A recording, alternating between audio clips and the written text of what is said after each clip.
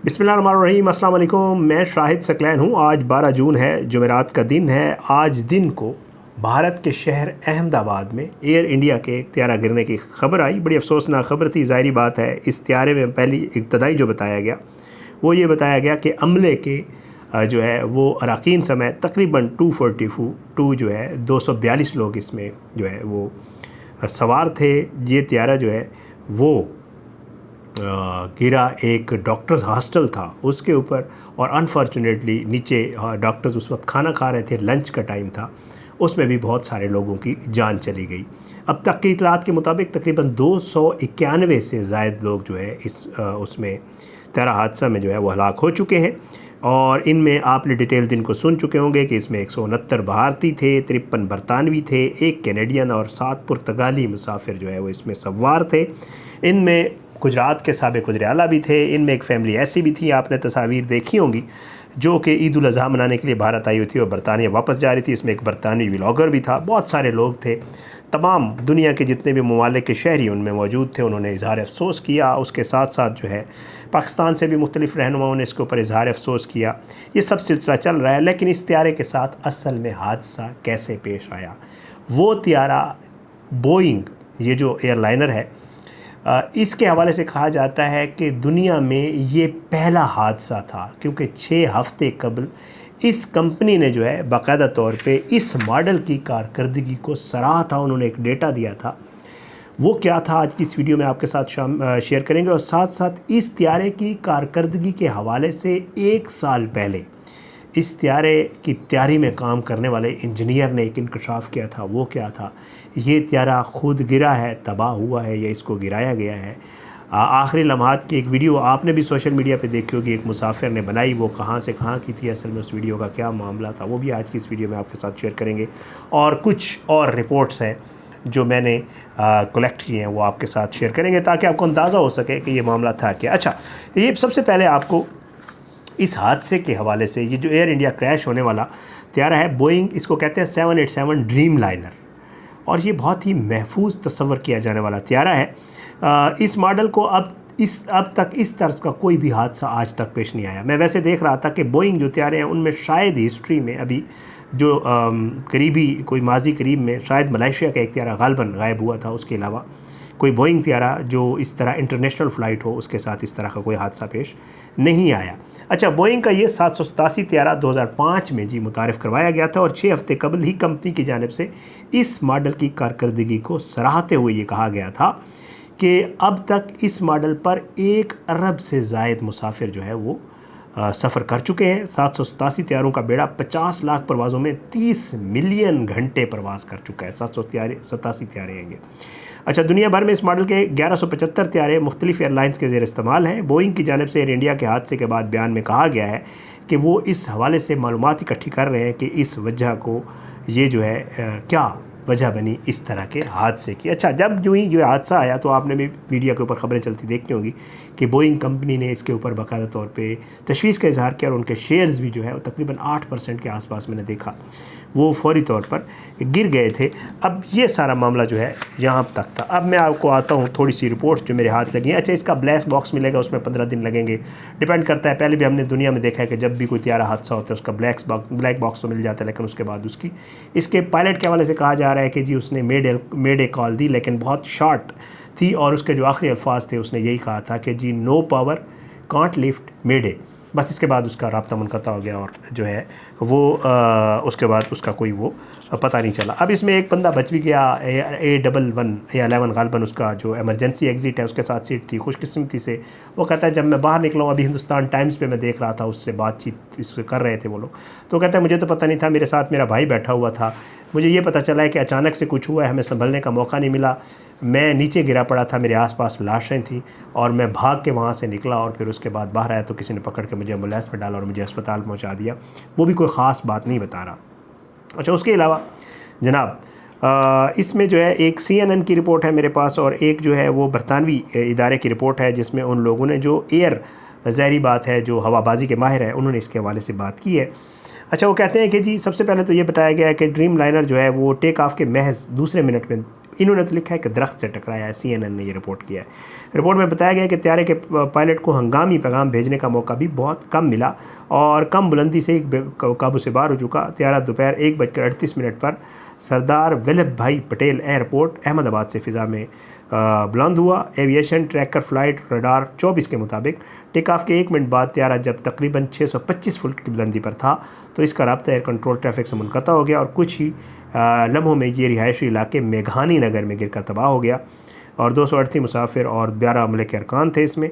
और ये gateway airport London के लिए थी ये फ़्लाइट और मकामी वक्त के मुताबिक तकरीबन 6:25 पे इसने लैंड करना था वहाँ पर और इसमें मुख्तलिफ लोग शामिल थे। ये तो था ये। अच्छा, अब एक जो त्यारा साज कंपनी है उसके इंजीनियर का मैं पढ़ रहा था, उसने 1 साल पहले जो है इंकशाफ किया था इन त्यारों के हवाले से कि अब ये सफ़र के काबिल नहीं रहे। उसने क्या कहा था वो भी आपके साथ शेयर कर देता हूँ।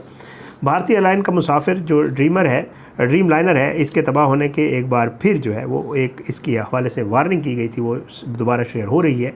गुज़श्ता बरस बोइंग त्यारों के इंजीनियर सेम सालेहपुर ने इंकशाफ किया था कि त्यारा बनाने वाली कंपनी ने ड्रीम लाइनर बोइंग 787 और 788 त्यारे तैयार करते वक्त शॉर्टकट्स का इस्तेमाल किया। बोइंग त्यारों के इंजीनियर ने खबरदार किया था कि ड्रीम लाइनर त्यारों की मैन्युफैक्चरिंग में इख्तियार किए गए शॉर्टकट्स मुस्तकबिल में तबाहकुन साबित हो सकते हैं। इंजीनियर सेम सालेहपुर की शिकायत में 2 ऐसे तकनीकी मसाइल की निशानदेही की गई थी जो बकौल इनके त्यारे की उम्र को नुमाया तौर पर कम कर सकते हैं। इंजीनियर ने मज़ीद कहा था कि त्यारा साज कंपनी ने मेरे इन ख़दशात को न सिर्फ नज़रअंदाज किया बल्कि उल्टा मुझे इंतकाम का निशाना बनाया। उन्होंने CNN को 2024 में एक इंटरव्यू में कहा था कि मैं इसलिए नहीं बता रहा कि मेरी ख्वाहिश बोइंग को नाकाम करने के लिए, बल्कि इसलिए कि मैं चाहता हूँ कि बोइंग कामयाब और हादसात रुके।